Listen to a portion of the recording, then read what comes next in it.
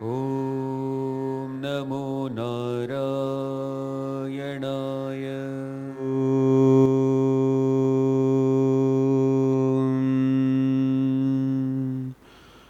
ॐ श्री गणेशाय नमः। ॐ श्री सरस्वत्यै नमः। ॐ श्री गुरुभ्यो नमः। ॐ समस्तजनकल्याणे निरतं करुणामयं नमामि चिन्मयं देवं सद्गुरुं ब्रह्मविद्वरम्। ॐ सच्चिदानन्दरूपाय विश्वोत्पत्त्यादिहेतवे तापत्रयविनाशाय श्रीकृष्णाय वयं नुमः। ॐ सदाशिवसमारम्भां शङ्कराचार्यमध्यमाम् अस्मदाचार्यपर्यन्तां वन्दे गुरुपरम्परां। हरिः ओम। हरिओम। सभी का तत्वबोध के इस सेशन में स्वागत है। तत्वबोध ये जो ग्रंथ हम पढ़ रहे हैं, ये आदि शंकराचार्य कृत यानी कंपोज्ड किया हुआ है और इसका हम मंगलाचरण श्लोक पढ़ करके शुरुआत करेंगे। वासुदेवेन्द्र योगीन्द्रम नत्वा ज्ञानप्रदं गुरुं मुमुक्षूणां हितार्थाय तत्वबोधोभिधीयते। कृपा सागर और महान ज्ञान के सागर ऐसे हमारे भगवान आदि शंकराचार्य जी, जिन्होंने हम सब साधकों के लिए वेदांत को समझने के लिए सरलता हो, इसलिए तत्वबोध का ये सुंदर ग्रंथ उन्होंने निर्माण किया। और इसमें एक सुंदर बात जो कही है वह है मुमुक्षूणाम हितार्थाय, जिसको इस तत्व को यानी इस सत्य को जानना है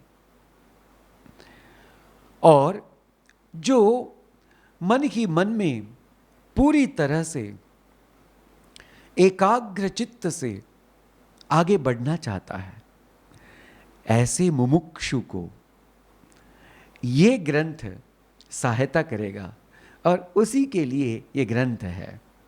तो हम इसकी चर्चा कर ही रहे थे, तो इसमें हमने साधन चतुष्टय देखा। नित्यानित्य वस्तु विवेककः इहामुत्र फलभोग विरागः शमादिषट्क संपत्तिः मुमुक्षुत्वं च इति साधन चतुष्टयम। साधन चतुष्टय, उस सत्य को पाने के लिए 4 इंपॉर्टेंट सोपान यानी 4 स्टेप्स है, 4 इंपॉर्टेंट साधन है। बल के साधन ये भी हम कह सकते हैं। वो कौन से है? बोले नित्य अनित्य वस्तु विवेकः। तो नित्य वस्तु क्या है, अनित्य वस्तु क्या है, इसका विवेक जो है वो एक बहुत ही सूक्ष्म साधन है। फिर वैराग्य, बोले जैसे अभी जिस व्यक्ति ने इस सारे जगत को सही तरह से उसको जान लिया, उसका परीक्षण कर लिया, तब उसे पता चल गया कि इस जीवन में और इस जगत में जो भी हमने पाया है वो अशाश्वत है और जो हम वस्तु रूप से पाएंगे वो भी अशाश्वत ही होगा। इसलिए अशाश्वत चीजों से और अशाश्वत अनेकों उपलब्धियों से शाश्वत आनंद की प्राप्ति कतई न हो सकती है। इसलिए अभी ये जो व्यक्ति है उसका पूरा के पूरा मन एक केंद्रित हो करके वो अग्रसर है उस सत्य की तरफ। है वैराग्य। तो यहां तक हमने किया था। अभी हम आगे देखेंगे शमादि षट्क संपत्ति ही। ये बहुत सुंदर बात आदि शंकराचार्य जी ने इतनी सुंदर तरीके से यहां बताई है, छोटे छोटे चीजों में। तो बोलते हैं शमादि षट्क संपत्ति, संपत्ति यानी वेल्थ, वेल्थ यानी जो बहुत जायदाद और पैसा वगैरह वगैरह होता है, वेल्थ। तो बोलते हैं साधक के लिए सबसे जरूरी संपत्ति जो है, वेल्थ है, वो कौन सी है? बोले ये 6 गुण होना बहुत जरूरी है। कौन से? शम, दम, शम यानी मनोनिग्रह, दम यानी इंद्रिय का निग्रह, और उपरम यानी सेल्फ विड्रॉवल, यानी अपने आप से अपने मन को पूरी तरह से काबू में रखना। तितिक्षा, तितिक्षा यानी एंड्योरेंस पावर, सहने की शक्ति।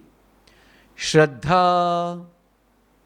श्रद्धा यानी जीवन में जो फेथ होता है, बहुत इंपॉर्टेंट ऐसी ये बात है कि जिसके जीवन में श्रद्धा है तो उसका जीवन बहुत समृद्ध है। समाधान, चित्त की एकाग्रता। तो ये 6 बातें आज हम देखने वाले हैं। पहले देखते हैं शम। शम यानी मन निग्रह, मन का कंट्रोल, मन का संयम। जनरली अगर किसी सामान्य व्यक्ति से कहा जाए कि मन का कंट्रोल जरूरी है, तो वो बोलता है पहले ही, भैया आपको नमस्कार, हमको कुछ माइंड कंट्रोल वगैरह के बारे में बताओ मत, हमको पता है आप ये बोलोगे ये छोड़ो वो छोड़ो वो छोड़ो, ये मत करो वो मत करो। देखो, जब भी कोई निग्रह की बात होती है, कंट्रोल की बात होती है, तो सामान्य लोगों को वो बड़ी चुभती है।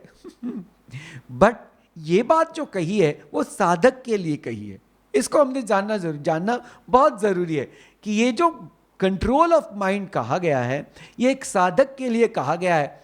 वैसे भी सामान्य जीवन में भी ये मनोनिग्रह बहुत बहुत जरूरी होता है। वो कैसे? अभी देखिए, मन क्या चीज है? तो मन विचारों का प्रवाह है, संकल्प विकल्पात्मक मन। एक तो विचारों का प्रवाह, उसी से मन बना हुआ है, और इसका स्वभाव कैसा है? संकल्प और विकल्प। ये एक बात को पकड़ता है और दूसरी क्षण में उसी बात को छोड़ देता है। एक समय में ये बोलता है ये करना है, दूसरे समय में कहता है ये नहीं करना है। तो ये चंचल स्वभाव का है, कोई भी बात पर वो स्थिर जल्दी नहीं होता है। तो ऐसे मन को, चंचल जो है, उसको थोड़ा चंचलत्व को दूर करके उसको स्थिर करना है। इसी के लिए मन निग्रह होना बहुत जरूरी है। अभी देखिए कि अगर मन चंचल है और वो स्थिर नहीं है, तो कोई भी बात जो है वो हम ध्यान से नहीं कर पाएंगे। कोई भी एक बात ले लो, अगर कोई एक स्पोर्ट्स खेल रहा है और उसका मन बहुत चंचल है, इधर देखता है उधर देखता है, इसको सोचता है उसको सोचता है, तो वो खेल भी ठीक से नहीं खेल पाएगा। पढ़ाई तो बहुत ही ऊपर की बात है, क्योंकि ये तो सूक्ष्म चीज है। पढ़ाई करना है तो हमारा मन एक जगह होना बहुत जरूरी है। देखो, फिर अगर साइंटिस्ट, देखो साइंटिस्ट कोई है, बनना चाहता है और उसका मन अगर स्थिर नहीं है, तो एकाग्र होकर वो कैसे किसी चीज पर संपूर्ण मन टिकाएगा और परीक्षण कर पाएगा? वो भी नहीं हो सकता है। हाँ जी, तो हर कार्य के लिए मन का स्थिर होना बहुत जरूरी है, और मन के स्थिरता के लिए मनोनिग्रह बहुत जरूरी है। तो ये निग्रह को कंट्रोल के दृष्टि से न देख करके, अभी देखिए आपको क्या कहते हैं, इसको कैसे देखना है? तो ये चंचल किस चीज से होता है? तो ये चंचल इसके वजह से है, जब इस मन में बहुत ज़्यादा पसंद और नापसंद ये दो चीज़ें बड़ी स्ट्रांग होती है, तब ये बहुत चंचल होता है। हाँ, क्यों? क्योंकि घड़ी घड़ी में पसंद है नापसंद है, घड़ी घड़ी में पसंद है नापसंद है, करके करके ये कोई भी जगह कोई भी चीज को बहुत अच्छे से एक्चुअली वो ग्रहण नहीं कर सकता है ये मन। इसलिए मनोनिग्रह इसको जानना जरूरी है। अपने मन में जो पसंद और नापसंद ये दो जो चीजें हैं उसको धीरे धीरे कम करना, ताकि मन एकाग्र हो सके, मन स्थिर हो सके। जबकि इस मन से ये पसंद नापसंद, लाइक्स और डिसलाइक कम होते जाएगा, और जब कम हो जाएंगे तब पूरी तरह से ये हमारा मन अपने ही निग्रह में यानी अपने कंट्रोल में आ जाएगा। तो यह है मनोनिग्रह। इंद्रिय निग्रह, दम।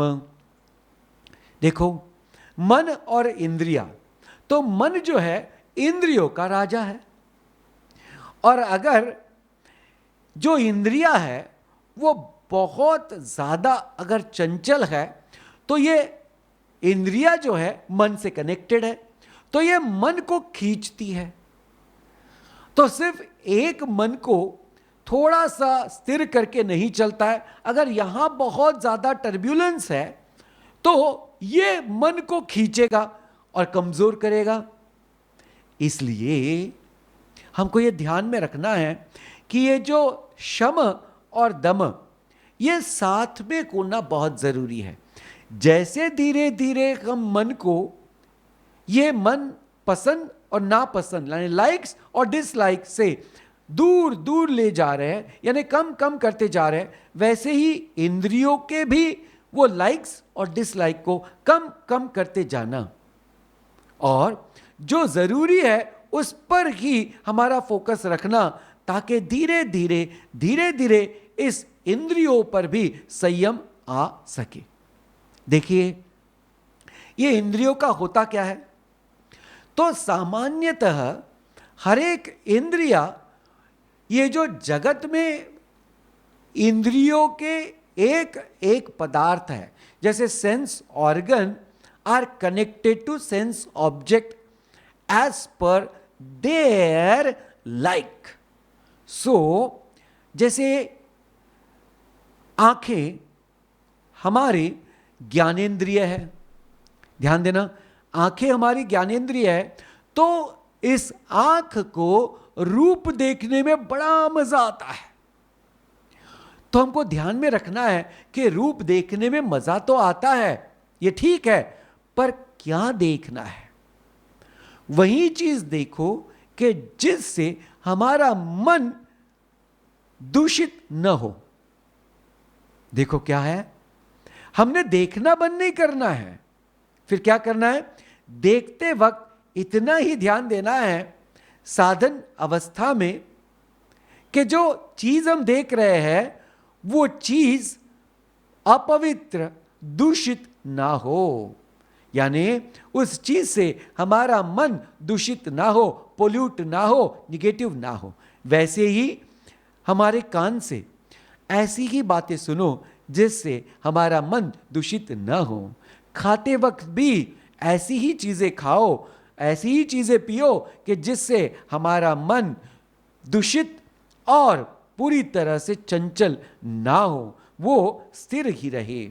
ऐसे सारे इंद्रियों को धीरे धीरे अपने ही कर्मों में हमने पूरी तरह से स्वस्थ रखा, लेकिन सिर्फ ध्यान इतना दिया कि कोई दूषित बात में ये इंद्रिया वहां कर्म ना करे या कार्यान्वित ना रहे, यानी they should not gate dragged towards something that is negative. तो ये इंद्रिया जो है ऐसे कार्य में कार्यान्वित न रहे जो कि निगेटिविटी हमारे मन में लाए। तो मन को कहा गया है स्वामी चिन्मयानंद जी की भाषा में मन ये एक क्या कहता है, जैसे एक पोस्ट ऑफिस है, तो उस पोस्ट ऑफिस में क्लर्क होता है, और एक जो होता है वो क्लर्क के पास वो प्यून सारी की सारी जो डाक आती है, यानी all sort of letters and all documents whatever they come, ठीक है, तो वो पहले क्लर्क के पास आती है। तो क्लर्क के पास जो भी डॉक्यूमेंट्स आती है, क्लर्क उसको देखता है। तो ये क्लर्क जो है पोस्ट ऑफिस का, ये है मन, और ये जो प्यून है, ये इंद्रिया, जो सारे विषयों से इंपल्सेस ला करके इस मन में डालते हैं। तो इनको यही ध्यान में रखना है कि ये जो इंद्रिया इस जगत में ये जगत में चरती है, यानी ये जगत में यहां से वहां घूमती है और ये विषयों का सेवन करती है। तो सेवन करते वक्त उन्होंने किसी भी दूषित बात का सेवन नहीं करना है। सभी जिसका भी सेवन हो वो पवित्र हो, वो मंगल हो और वो सकारात्मक हो। ऐसा अगर हम कर सके तो हमारा ये मन और हमारी इंद्रिया हमारे संपूर्ण काबू में होगी। और ये बात तो बहुत ही सुंदर कही है। कौन सी? उपरम। तो बोले उपरम क्या चीज है? स्वधर्मानुष्ठानमेव। जब मन पूरी तरह से स्टेबल है और इंद्रिया भी पूरी तरह से स्टेबल है, यानी स्थिर है, तो ऐसे स्थिति में ये जो मन की अंदरूनी एक स्वभाव की बात है वो कैसे होती है? तो ये मन अपने आप में ही शांत रहना सीख जाता है। तो इसको कहते हैं सेल्फ विड्रॉवल, यानी ये मन का ध्यान अपने कर्म में, अपने कर्तव्य कर्म में संपूर्ण तरह है, और जो विचलितता है इस मन से पूरी तरह से दूर हो गई है। उसको कहते हैं उपरम, यानी इस मन ने अपने आप को पूरी तरह से स्थिर करके अपने कर्तव्य कर्म पर पूरी तरह से उसको फोकस करके रखा है।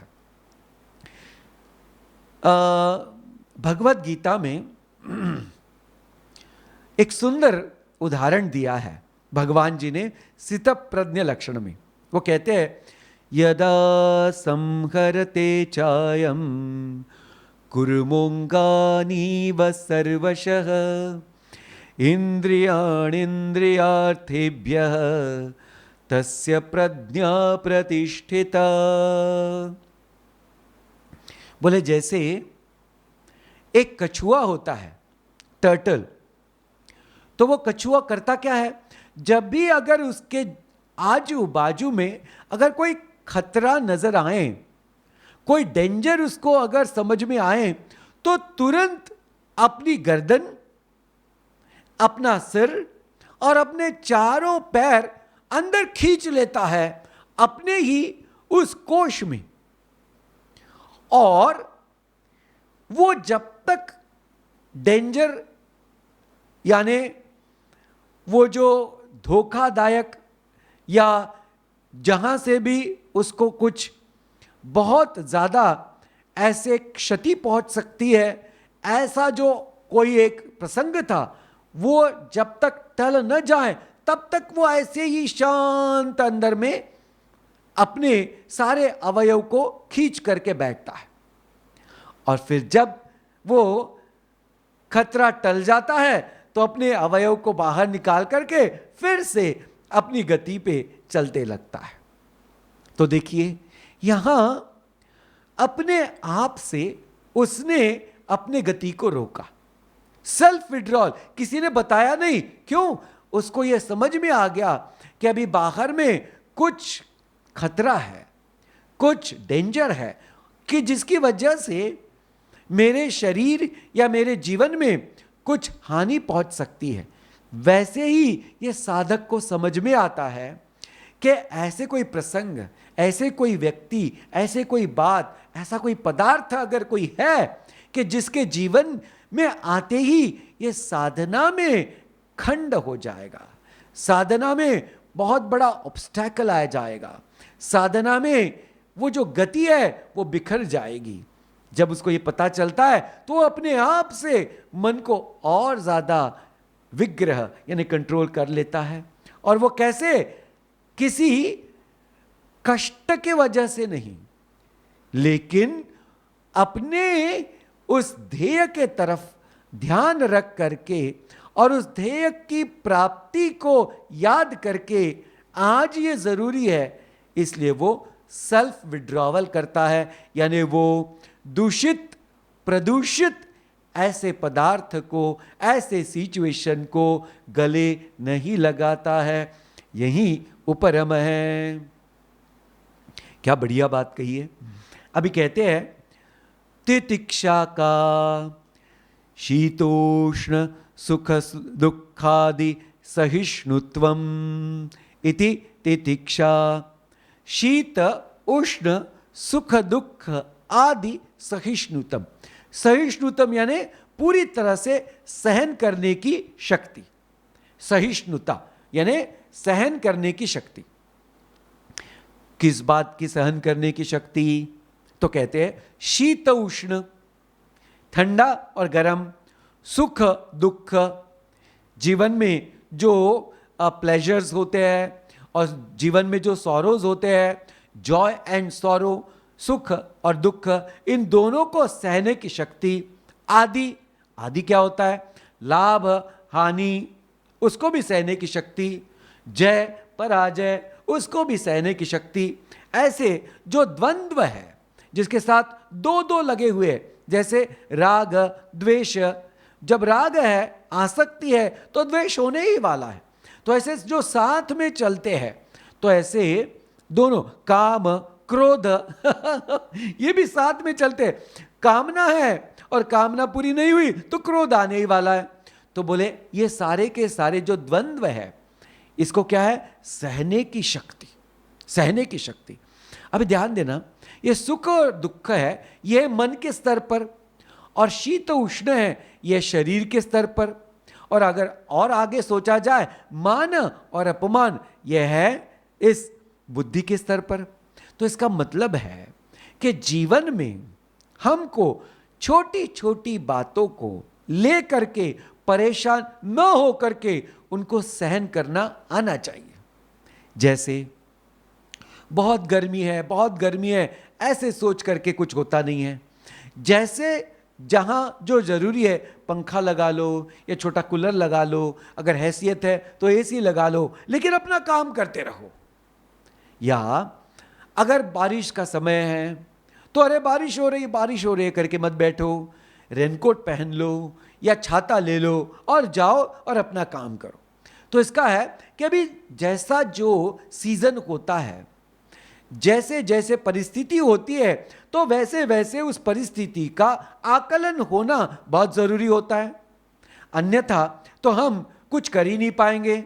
हम बहुत अगर ज्यादा नाजुक हो गए तो फिर शरीर से नाजुक हो गया कोई व्यक्ति बहुत ज्यादा, तो उसकी इम्यूनिटी भी कम हो जाती है, रोग प्रतिकारक शक्ति, इम्यूनिटी, तो फिर उसके जीवन में छोटी छोटी चीजों से भी वो बीमार गिरता है। फिर कहां उसके जीवन में कोई बड़ा कार्य हो सकता है, बोलिए।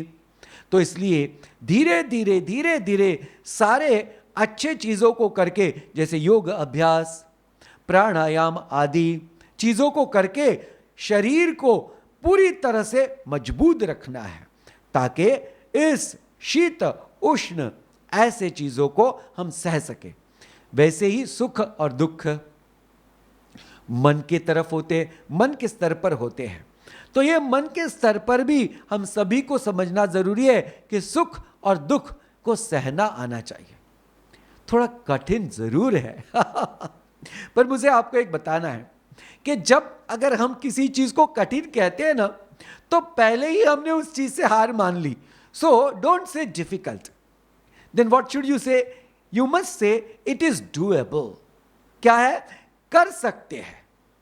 तो स्वामी चिन्मयानंद जी पूज्य गुरुदेव कहते थे, यू कैन, यानी आप कर सकते हो.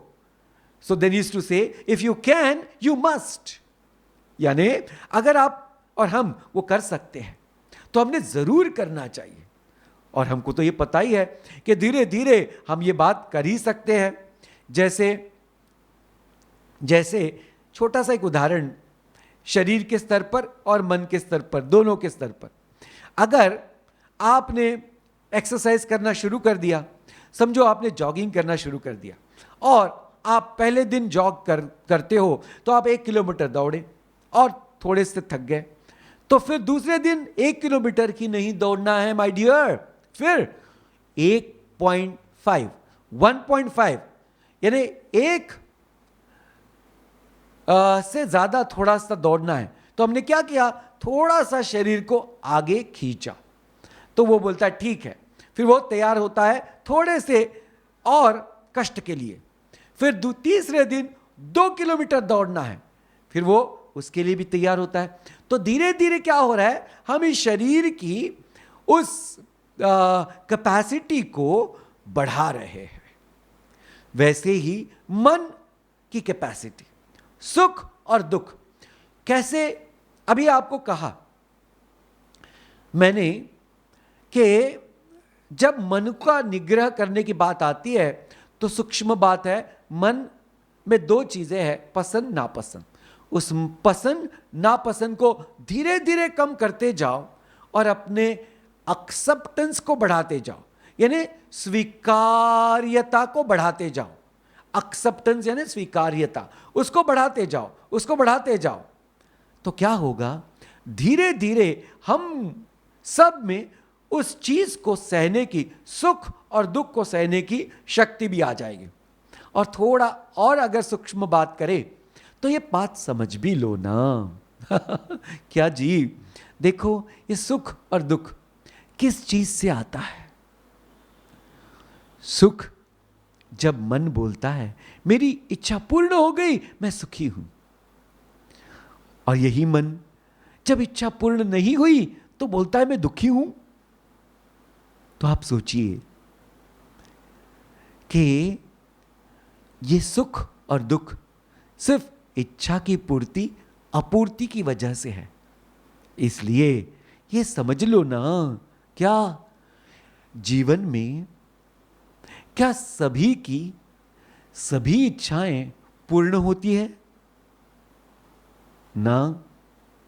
इसका मतलब यह है कि हमको कुछ छोड़ते भी आना चाहिए और कुछ पकड़ते आना चाहिए. Let something go, practice let go and reduce possessiveness, reduce obsession. यानी जीवन में जो ऑब्सेशन है, ऑब्सेशन को दूसरा कह सकते हैं कि बहुत ज्यादा किसी भी चीज के बारे में बहुत ज्यादा आसक्त बनना, इसको ऑब्सेशन कहते हैं. अगर उसको धीरे धीरे कम कर दिया और जैसे जैसे हमारे जीवन में प्रसंग आते हैं वैसे वैसे उसको स्वीकार करते गए तो क्या होता है, इस सुख और दुख को सहने की शक्ति आती है. और ये ज्ञान अगर हमारे साथ है कि ये सुख और दुख दूसरा कुछ नहीं है, कामना की पूर्ति और कामना की आपूर्ति की वजह से आता है, तो क्यों ना हम थोड़ा सा सह ले कि अगर हो गया तो वो भगवान का प्रसाद, और नहीं हुआ तो भी भगवान की इच्छा या मेरी कुछ कार्य में कमजोरी रह गई होगी, इसकी वजह से नहीं हुआ. तब जाकर के ये मन धीरे धीरे दोनों सुख और दुख को सहने की शक्ति को बढ़ा सकता है. अभी आगे मान और अपमान. देखो ना, ये मान और अपमान बुद्धि में है और एक ही सवाल पूछा किसके है, तो समझ में आएगा अहंकार की वजह से ये मान और अपमान है. तो धीरे धीरे मैं को हटा करके हम इस स्वभाव को हमारे जीवन में लाने की कोशिश करनी है.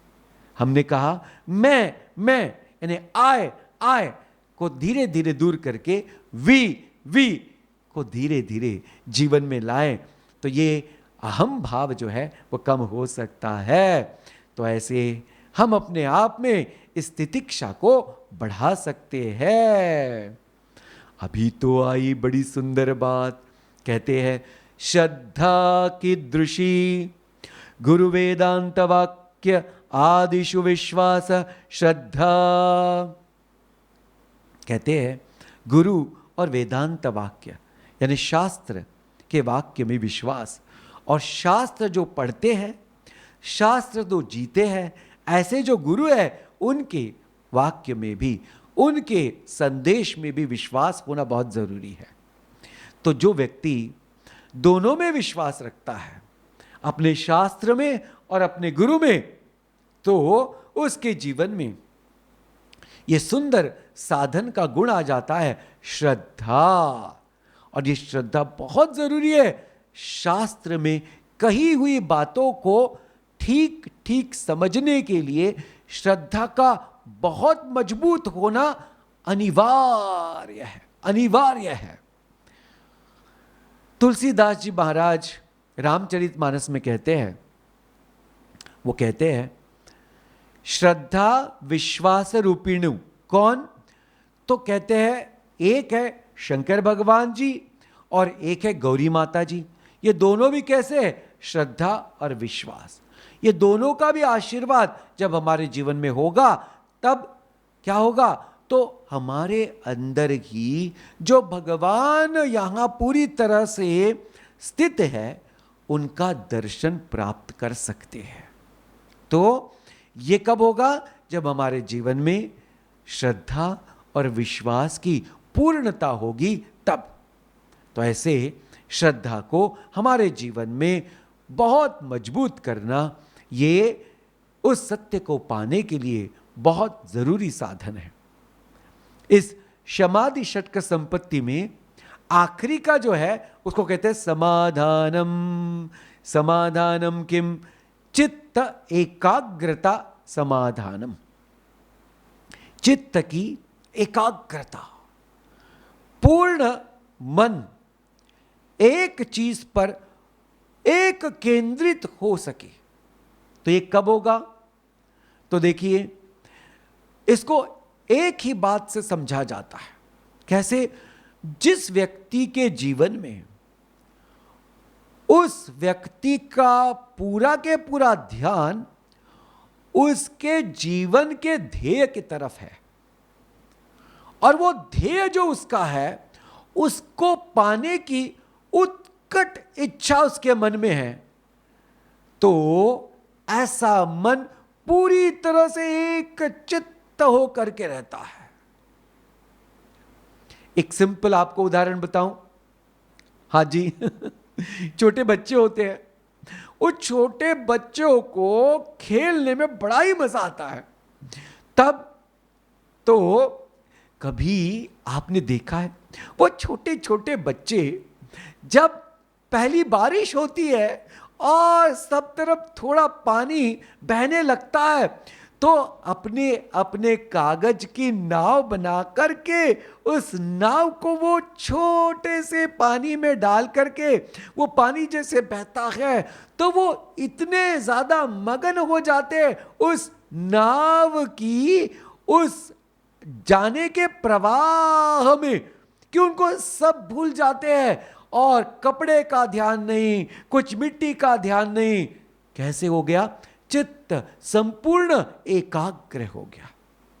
ऐसे ही ये जो मुमुक्षु है, ये जो सत्य को पाने के लिए जिसके मन में उत्कट ऐसी इच्छा है, ऐसे व्यक्ति के मन में संपूर्ण एक चित्त अग्र होता है, यानी उसको वन पॉइंटेडनेस पूरी तरह से आ जाता है उसके जीवन में, और इसी को चित्त एकाग्रता कहते हैं, और इसी को वेदांत की परिभाषा में समाधान कहते हैं।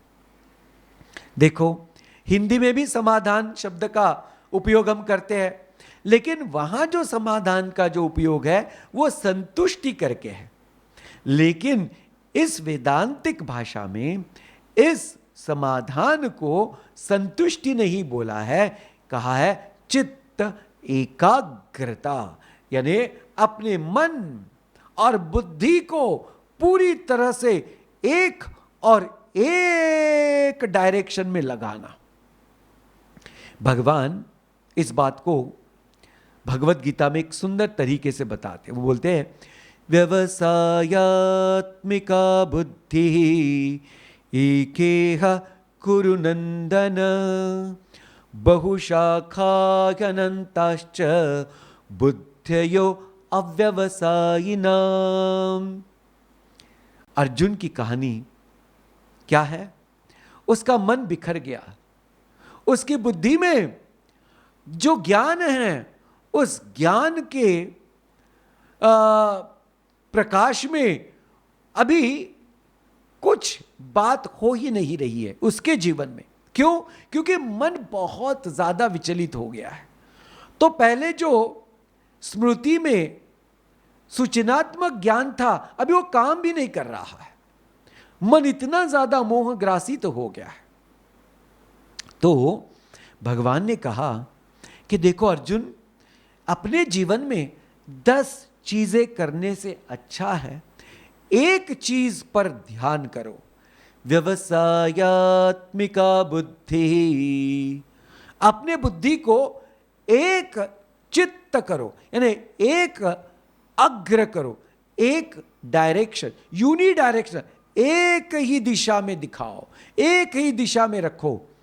तो क्या होगा? जब बुद्धि का ज्ञान उसके ध्येय के तरफ पूर्ण ताकत से अग्रसर होता है और मन उसी चीज को पाने के लिए पूरी तरह से बहुत ज्यादा उत्कट ऐसे भाव में वो स्थित है, तब व्यवसायात्मिका बुद्धि यानी एक चित्त अग्रता आती है इस मन और बुद्धि में। अन्यथा व्यवसायात्मिका बुद्धि एकेह कुरु नंदन, हे कुरु नंदन यानी कुरुवंश, उस कुरुवंश में आए हुए नंदन यानी व्यक्ति को कुरुनंदन कहा है। तो हे कुरुनंदन अर्जुन, तुम अपनी बुद्धि को एकाग्र करो, उसको इधर उधर भटकने न दो। क्यों? अव्यवसायात्मिका बुद्धि क्या होता है? तो वहां कोई भी चीज ठीक से नहीं होती है, मन और बुद्धि यहां वहां भागने लगती है और फिर कोई भी उद्देश्य सफल नहीं होता है, कोई भी ध्येय की प्राप्ति नहीं होती है। इसलिए एक उदाहरण आपको बताएं। समझो कोई व्यक्ति बहुत प्यासा हो और यहां वहां उसको कुछ पानी का ऐसा स्रोत न दिखता हो, और अगर वो कहता कि चलो मेरे पास ना बहुत बड़ा कुल्हाड़ है, जो भी कुछ साधन है उससे मैं ये जमीन को थोड़ा सा खोद करके मैं उसी में से पानी निकालूं, तो समझो उसने सोचा कि चलो थोड़ा खोदा 1 फुट, फिर उसके मन में विचार आया अरे अरे यहां कहां से पानी होगा, फिर दूसरी तरह जाकर उसने खोदना शुरू कर दिया। फिर थोड़ी देर के बाद उसके मन में विचार आया अरे रे यहां कहां पानी होगा, फिर तीसरी जगह जाकर के खोदना शुरू कर दिया। ओह, फिर सोचा यहां कहां पानी होगा, फिर ऐसे करके करके बारी बारी उसने 10-20 जगह पे जाकर के थोड़ा थोड़ा खोद लिया, 1-1 2-2 फीट। अभी सोचिए इतना समय जो गया बर्बाद हो गया, इतनी जो ऊर्जा एनर्जी गई वो बर्बाद हो गई। लेकिन अगर यही समय, यही ऊर्जा एनर्जी उसने एक ही जगह बार बार खोद करके लगाई होती तो वहां पानी निकल आता। वैसे ही सभी साधकों को जानना बहुत जरूरी है कि इस सत्य को पाने के लिए मन और बुद्धि का एकाग्र होना ऐसा अनिवार्य है। तो आज हमने देखा कि ये सत्य को पाने के लिए जो साधन है समाधि षटक संपत्ति, वो हमारे जीवन में जरूरी क्यों है, और जरूरी है तो हम उसको कैसे पा सकते हैं। इसकी काफ़ी ठीक ठीक चर्चा हमने की। तो आप सब लोग हमारे साथ इस चर्चा में जुड़े रहें और इसकी वजह से हम सब लोग मिलकर के इस वेदांतिक सुंदर विषय का आनंद ले सके। इसलिए सभी को बहुत बहुत धन्यवाद। भगवान का नामस्मरण करते हैं। ओम गुरु सच्चिदानंद गुरु। ओम गुरु सच्चिदानंद गुरु। सच्चिदानंद गुरु चिन्मयानंद गुरु। सच्चिदानंद गुरु चिन्मयानंद गुरु। ओम गुरु चिन्मयानंद गुरु। सच्चिदानंद गुरु। सच्चिदानंद गुरु। बोलिए श्री सच्चिदानंद चिन्मयानंद गुरु महाराज की जय। ओम पूर्णमद पूर्णमिदं पूर्णात् पूर्णमुदच्छते पूर्णस्य पूर्णमादाय पूर्णमेवावशिष्यते। ओम शांति शांति शांति। हरि ओम। श्री गुरुभ्यो नमः। हरि ओम। नमो नारायणाय।